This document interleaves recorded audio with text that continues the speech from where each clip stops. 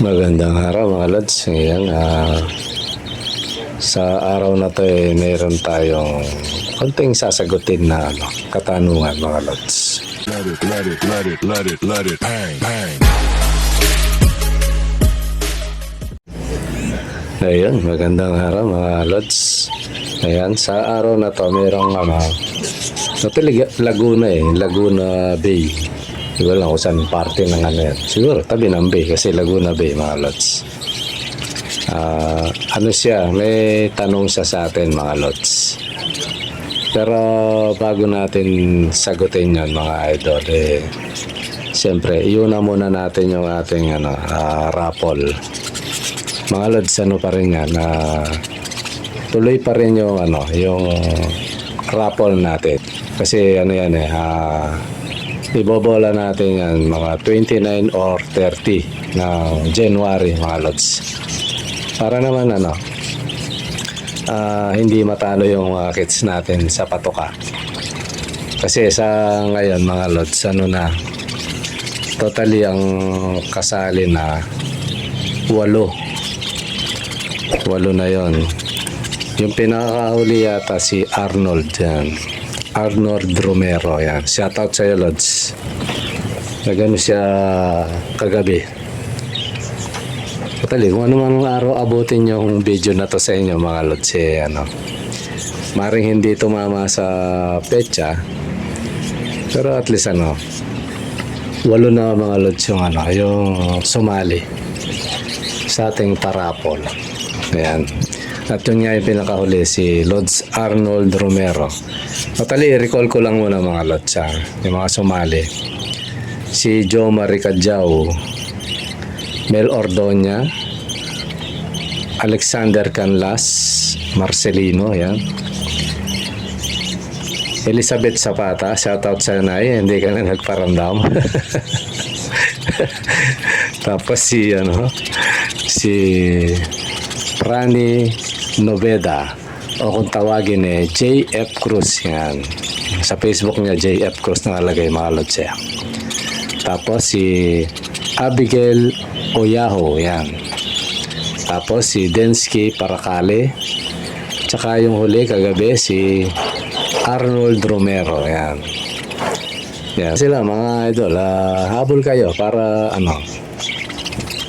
para naman hindi kasi ganito mga idol, yung gagawin ko rito, di ba 3 pair yung mapapanalunan, di ba 3 pair. Ngayon may plus pang yon na sa inyo rin, sa circle nyo sumali, magra-raffle uli ako ng isang pares, para naman, may segunda kumbaga mga lods. So may chance pa uli kayong manalo dun sa mga sumali mga lods sa raffle. Ngayon, depende, kaya nga medyo habaan natin hanggang siguro. Pag sumobra dun sa quota natin mga lods, kaya kailangan pasobrahin nyo, magdadagdag ako ng isang pares pa para i-raffle. Ayan mga lods. So ganyan ang natin. Totally lang, kaya ako lang idadagdag. Siyempre, kukunin natin yung pamasahe natin mga lods. Kasi kung iba't ibang lugar yan, sa tig 170 na lang mga lods, 3, mabuti kung ang mananalo malapit, okay lang yun. Kung malayo, di ba mga lods, kaya kailangan nating sobrahan kung sakali lang na masumobra yung sumali. Ayun, dadagdagan ko rin yung siyempre nahabol natin yung at least may pamasahe. Okay na, dadagdagan ko. Ngayon kung talagang dumami na talagang maganda yung yung pasok, dadagdagan ko ulit yun mga lods. Diba? Bali 3 pair din yung ipapanalo nyo na libre na yun, wala nang yun, entry. Yun yung nasa circle mga lods, yung sumali sa raffle. Kaya sali na kayo. Ngayon may konting doon, sabi nga ng ibang subscriber natin, dapat nanalo na yun, dapat dito naman. Don't worry mga lods. Sa susunod na magpaparapol tayo, tapos lahatan naman yon. Ganun ulit. Basta ilabas natin sa, nagparapol ako. Mailabas ko, mapasobrahan ko. Ngayon, magpaparapol ako sa lahat ng yung kahit hindi sumali sa rapol. Diba, lahat ng subscriber. Kaya kayo mga lods, para makasali kayo ron, kung nanonood kayo ng video na to, sali kayo. Subscribe kayo. Yan. Pwede rin, sali. Tapos, subscribe, tapos sali kayo. Yan. Pwede yun. Kasi, sa susunod mga lods, pag nagpa-entry akong ganyan, halimbawa may bago sa paningin ko na, bagong pangalan to. Masisend ko sa kanya na, na subscriber siya, na nanonood nga siya mga lods. Kasi unfair sa mga sa mga talagang subscriber na nanonood mga lods. Kaya ikaw lods na nanonood dito sa channel ko, kung hindi ka pa subscriber, mag-subscriber ka na para may chance kang manalo ng mga alaga natin mga lods. Totally magaganda na yung mga mutation ng alaga natin.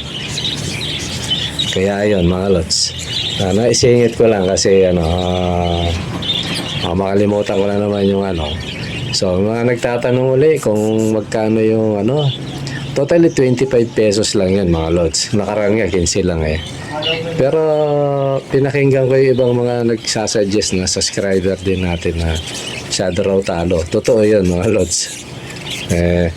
Ngayon naghahabol tayo ng patoka dahil nga medyo may sabit yung yung channel natin.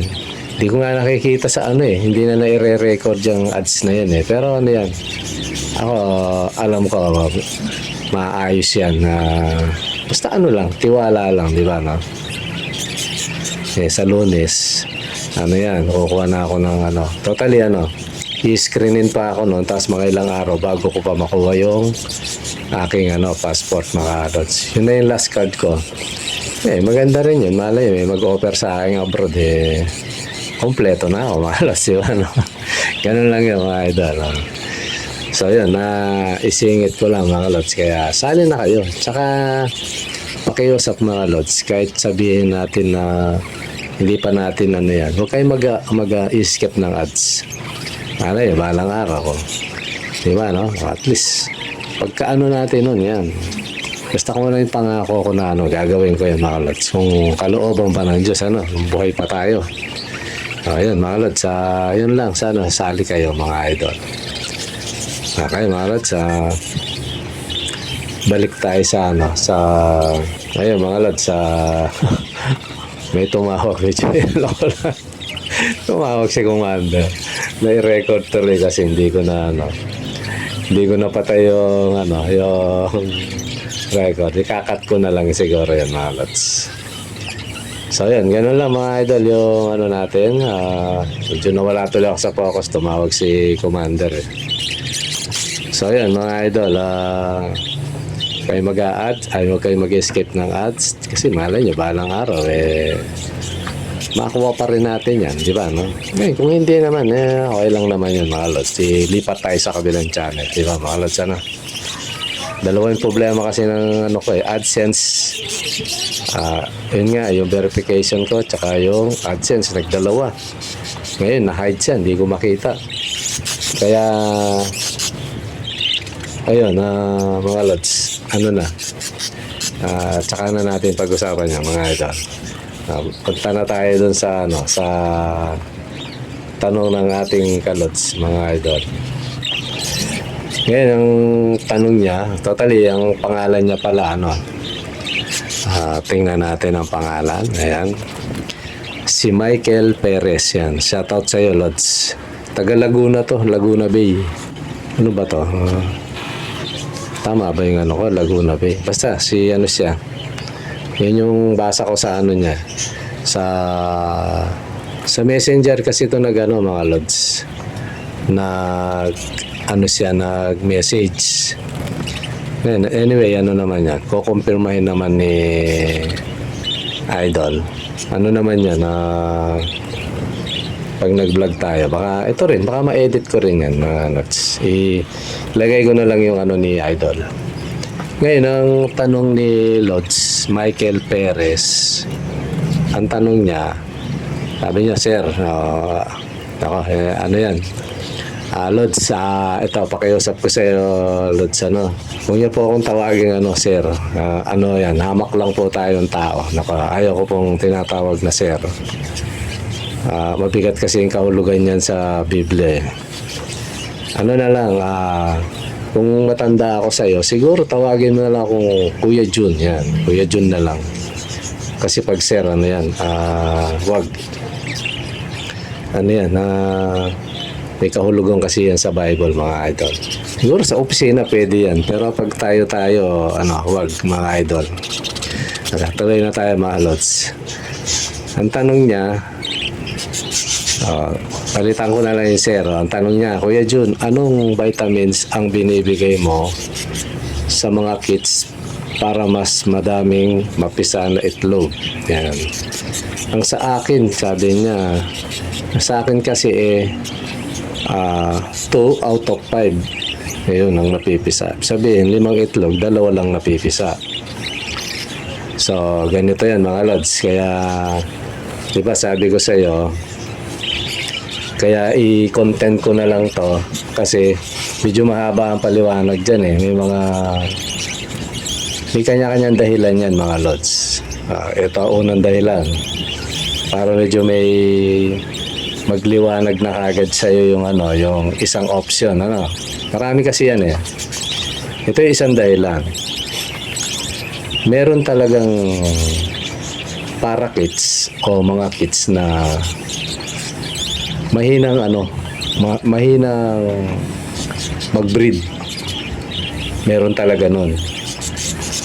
Kahit anong gawin ba, nagpares. Okay naman. Pero pag 2 lang talaga ang itlog, 2, 3, 1, gano'n. May maganyan akong mga alaga eh. So ngayon ang gawin mo kung marami kang pares. Maliban na lang kung wala ka ng parakits, ano. Ang gawin mo, kung meron ka, pagpalitin mo. Kasi, minsan parang hindi compatible. Hindi niya masyadong gusto yung partner niya, kaya ganon. Yun ang isang yun ang isang option.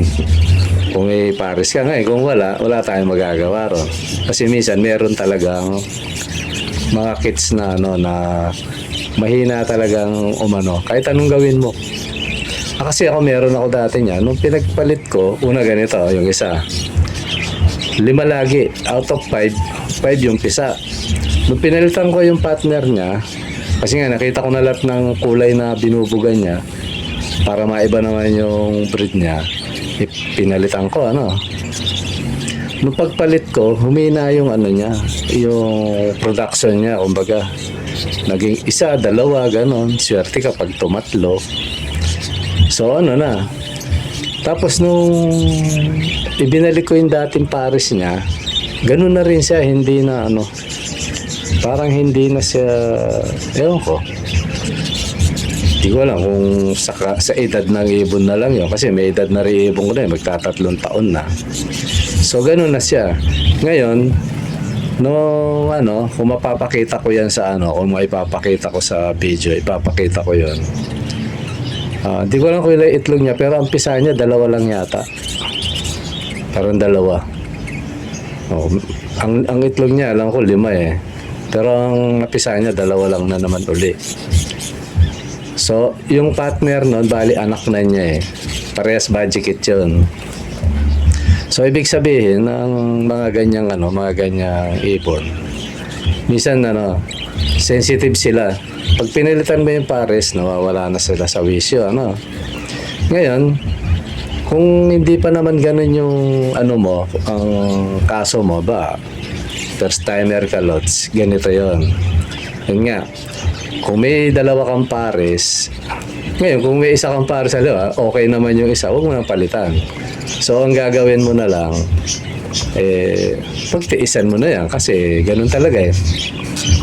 Wala talagang option diyan. Ngayon kung may mabili ka, kagaya na sabi mo, bibili ka sana. Ang problema naman malayo ka, Lods. Gusto kitang pagbigyan kaso ang layo. Kung isang kak lang ang bibili mo tapos ibibiyahe mo, talo ka. Kasi ako naman sa totoo lang mga Lods, hanggang Batangas nakakapag-deliver kinakausap ko yung bumibili. Sabi ko, pag out of town na, sagot mo na. Payag naman. Ang Batangas, di ko lang kung saan yun sa Batangas. Malayo rin 500 mahigit.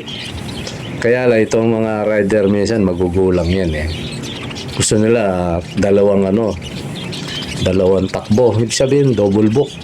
Di may gitsan libo na yun. Baka pumatak na nga 1-1 yun. Ganun yun lang ang problema pag malayo mga Lods. Kaya para sa'yo parang masyado kang talo kung isa lang. Kung tatlo siguro baka pwede kasi kung 3 pares ang bibilin mo, bibigyan kitang magaganda. Diba no?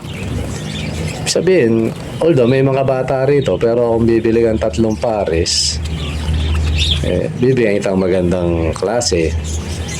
Kaya lang sagot mo yung rider. Yan lang. Ikaw yung ko-contact sa rider, tapos bahala kayo mag-usap. Pupunta lang yung rider dito. Ipipicturean ko yung ibon, maayos ang ibon. Ngayon, bagay, sagot ng yun, rider yun. Pag man mangyari, Although, wala pa naman ganong story, Lods. Kung mag-alala.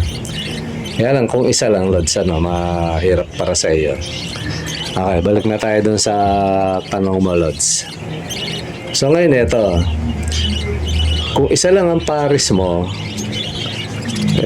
wala tayong doon, wala tayong magagawa. Anuhin mo na, pagtiyagaan mo, Lods. Kasi ganito naman talaga yung mag-iibon Pagtiyagaan mo, ngayon, pagdating ng araw, kumbaga, doon ka nababawi sa mga anak. Kaya nga pinakapayo ko, pagbibili kayo ng mga kids, at least 3 pares. Kasi wala namang perfect sa mundo kahit sa mundo ng ibon. May malakas, may mahina, ganon. May mga ganyan din akong breeder pero awa naman ng Diyos minsan bubuga ng 3, minsan 6. Kumbaga sali-saliwa. Ngayon, ang tanong mo kung ano ang vitamins, wala, Lods ano lang ang binibigay ko gulay. Gulay lang. Kangkong. Yan, talbos ng kamote. Diba, no? Sa mga hindi bawal na kasi madali namang i-research yan kung ano yung hindi bawal na Ngayon, kung talagang gusto mo mag-vitamins na sa ibon, i-vitamins mo, yung Fertibird. Pag iyan ako dyan, ilalagay ko sa kung anong klase yun na yung Picoy, yung pampapertil yun Yun. Yun yung ilagay mo sa tubig. May description naman yan kung paano gamitin yan, Lods. So yun lang alam ko. Pero kung mga natural, pakainin mo ng sili, Lods. Sili. Siguro sa loob na 1 linggo, 2 sili. Durugin mo. Yung mga hang. Ihalo mo sa seeds. Sa loob ng 2 linggo, yan. Ngayon, pag isa pa, gusto mo, pag sama-samahin mo, yung kulasimat. Habang sa loob ng 2 linggo pinagsisili mo, iyan mo siya ng kulasimat. Ngayon, lalagay ko rin dyan yung anong itsura ng kulasimat. Kung taga Laguna ka, nagkalat lang yan sa kalsada. Yan. Pa? Gulay. Paggulayan mo. Sa loob ng 1 linggo, 2 beses. O kaya 3. Basta pa unti-unti. Pwedeng araw-araw ang gulay, basta konti. Gaano ka konti. Yung isang talbos ng kamote, di ba, malaking dahon nun. Kaya kangkong. Yun, isang dahon lang. Pumitas kang gano'n, yung nabibili sa palengke, Ganun lang yun. Pwede yun araw-araw. Pag gano'n. Tapos, yung kulasimat naman, every 2 days din. Salit-salitan mo, sili, tapos kulasimat, sili, kulasimat. Yan. Kahit 3 beses yun. So, dalawa. Kahit tigdala-dalawa, alternate mo. Tapos sili. Yan, baka sakali, mag-improve yung ganahan yung kak. Nasa kakang buhay niyan eh. Pag mahina yung kak, ako, pag may ganyan akong ibon mahina. Hindi niya type yung Nahanap ko uli ng kaparis yun. Tapos pinagpapalitan ko. Nahanap ko sila. Ayun, biglang dumadami itlog niya. Tapos yung kak, gusto niya yung gusto niya yung hen. Kasi mga lods, merong mga kak na ayaw ng hen. Kumbaga, ayaw nila yung kaparis nila. Meron nga ako dito, 5 buwan kong yan eh. Lagpas na nga yata. Ang tagal. Mag-aanim na nga yata. Ayun. Kumbaga, napakahaba na ng matured yun parehas matured. Pero hindi nakasucceed. Iitlog man, nasa baba, hindi sa pugad. Kaya ginawa ko, kinukuha ko, baka sakali mapisa yung itlog. Hindi ko lang kung fertile yun, Ilagay ko, kung hindi mapisa, okay lang. Ganun talaga minsan. Hindi naman, hindi naman lahat ng bagay, nagsasaksid tayo. Minsan kasi